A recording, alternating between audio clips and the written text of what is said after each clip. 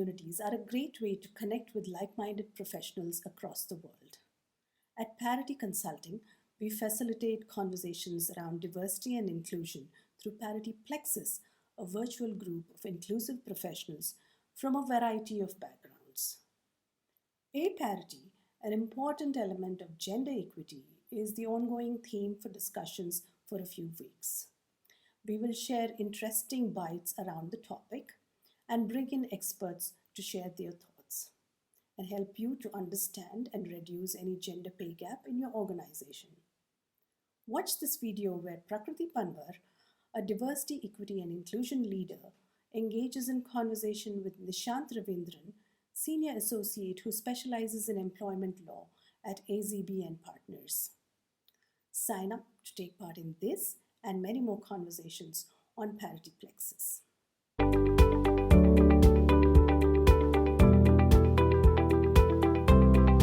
Welcome, Nishanth, and thank you for joining us today. Thank you, Prakriti. Happy to be here. Nishanth Ravindran is a senior associate at AZB and Partners and focuses on employment law. He routinely advises on issues pertaining to all stages of employment life cycle, including employee relation issues, harassment claims, and remuneration and benefits. Today, we are picking his mind on the legal framework in India and how it lends itself to ensuring pay parity.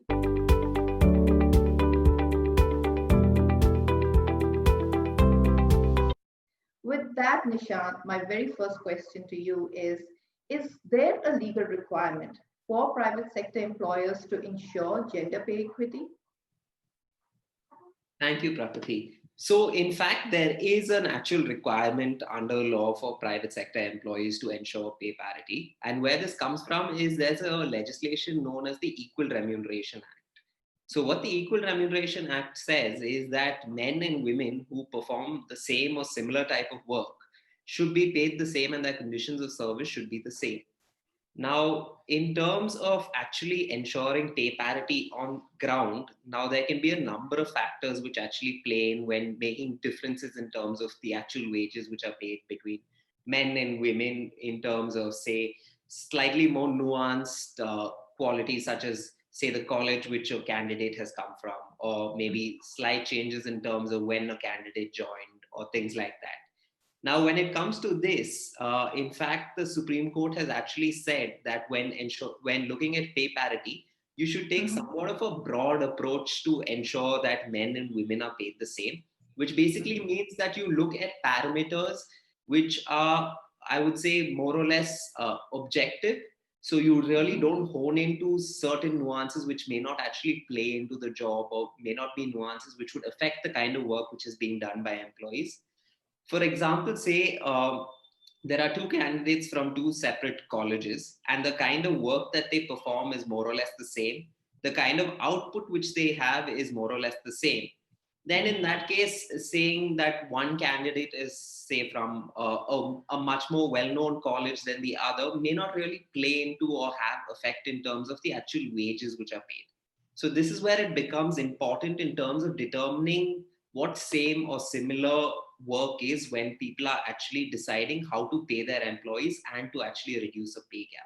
So in short, there is a requirement and employers are required to ensure that women and men are paid the same wages for same or similar type of work which they perform.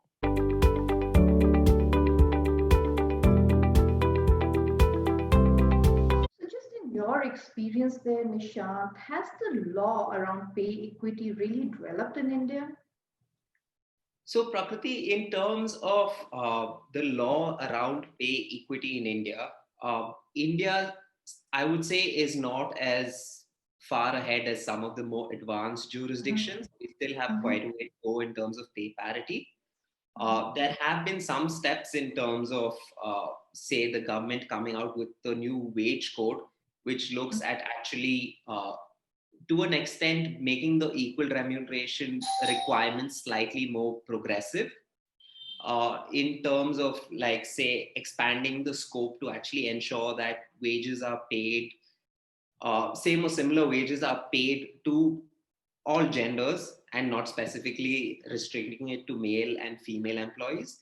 But I would say India still has a long way to go in terms of ensuring pay parity and in terms of the law developing. Now, there have been like certain jurisdictions, for example, the UK, which actually requires employers with, I think the limit is 250 or more employees, to make a public disclosure on their website of the actual pay gap in their establishments. And this, if you think about it, goes a long way in terms of determining transparency and equality at the workplace, because you're putting this kind of information out there to the public. We still have quite a way to go in terms of ensuring pay parity, because the way it currently works is it's left up to employees to actually raise claims under the Equal Remuneration Act if they believe that they're being paid uh, unfairly or at a lower rate than, say, their uh, members of the opposite sex.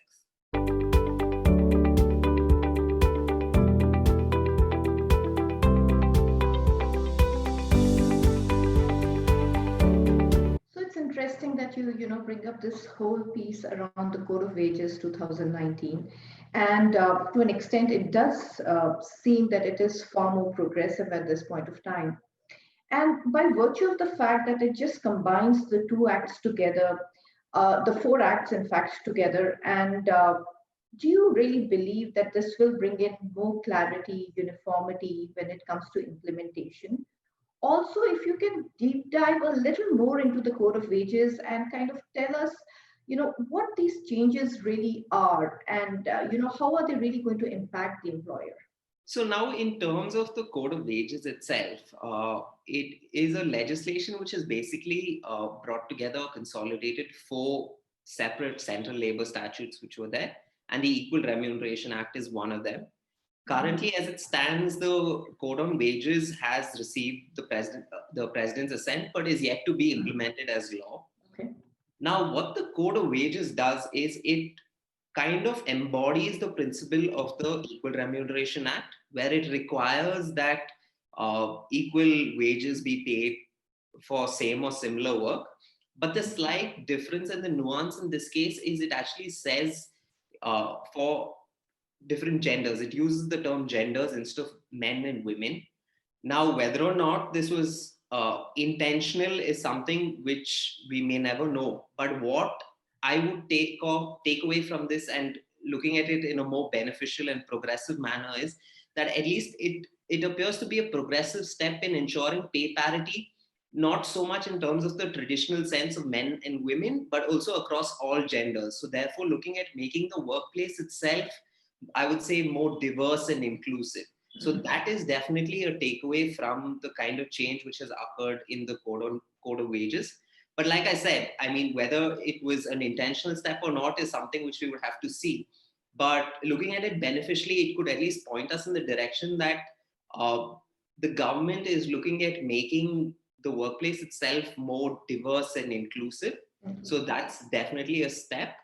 Now, in terms of the actual implementation, a lot of it will have to come out from the rules which are, say, published further to the Code on Wages. Now, in terms of the rules, there are currently just draft rules. So we'll have to wait and see. Now, in terms of whether there will be like strict disclosure requirements, like say the UK, etc., is something which may not happen, but we could hope for some level of, say, transparency in terms of pay parity and the wage gap at an establishment. So that's something which you could possibly look for.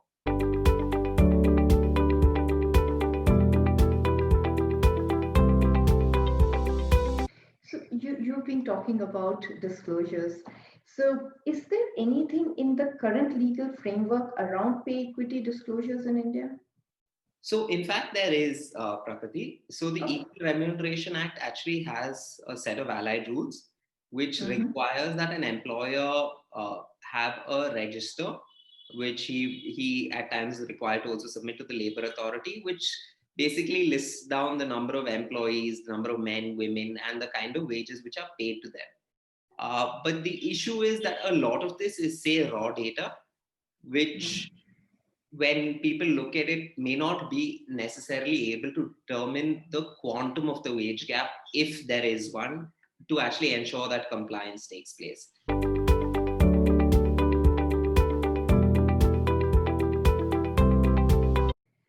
So, in your view now, Nishant, if the code of wages in India was to further evolve, yeah, and put more responsibility on the employer, what do you think organizations can really do to put their house in order, to have a head start, so that as they move forward, it won't just be about meeting those basic compliance requirements, but you are there at par or even exceeding some of the international laws. So, Prakriti, I think this is important to think of from the standpoint of what the employer wants to achieve. Yeah, Now, having a diverse and inclusive workplace or an establishment always yeah, helps to attract talent. Now, true. if that is the goal of the employer, to ensure that he receives the best human capital that he possibly can at the workplace, it would make sense to actually ensure that the pay gap, if there is one, is significantly reduced and pay parity to the largest level is maintained. Now, in terms of meeting the standard thresholds which would be set under law, it's possible that the wage code could possibly come out with registers which are currently there and require for that kind of information to be displayed, which is basically, I would say, details of wages and the number of men and women employees and things like that. But if an employer is looking to actually go over and above this and actually make his workplace inviting for, say, employees who look for little more than just say pay at the end of the day, they're looking for a cohesive, diverse, and inclusive environment where they can actually work and contribute. Some of the things which an employer can do is to first actually understand if, in fact, there is a pay gap at his establishment. So a lot of times this can be done by either conducting a benchmarking study or a pay gap audit at his establishment.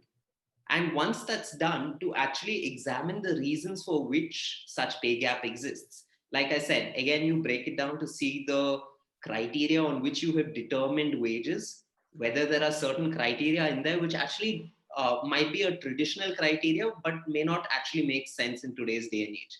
Like if you're in the knowledge space and you're creative and you're supposed to be creating for your employer, at the end of the day, what product you provide determines your value and not so much where you came from. So things like that would be some of the criteria which I would say employers can re-examine and determine if it actually makes sense.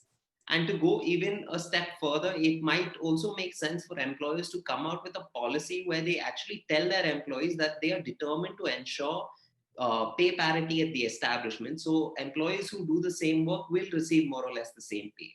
At the end of the day, I would think that a lot of employees look for transparency when it comes to this. Mm. So, to the extent possible, employers trying to make themselves transparent would definitely help.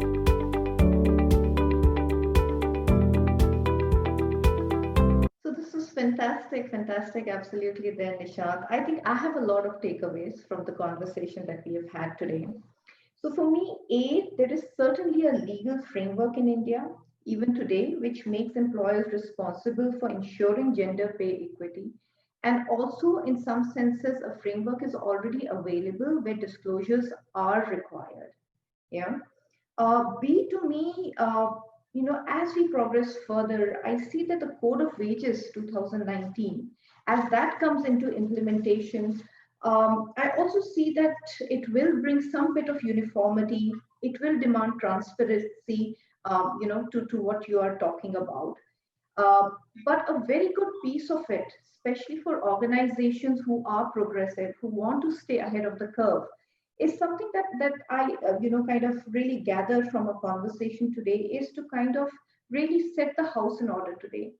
Start gathering data in a way which is presentable. And if that be the case, maybe a good practice is to really start kind of having this whole internal reporting mechanism put in place, where you are actually reporting maybe to the senior management, maybe to the board as well. So, when the time comes for public disclosures, your house is really in order. So, thank you, Nishan. I think there were great takeaways from this conversation. If there's anything else that you would like to add, before we wrap this up, I would love to hear that. Nothing really from me, Prakriti. But like I said, I mean, it's at the end of the day, it comes down to the way you want to represent your organization and the kind of values that your organization stands for. So I think that's going to be the starting point for the way ahead in terms of ensuring pay parity. Sure. All right. This is fantastic. Thank you so much again, Nishant. Thank you, Prakriti.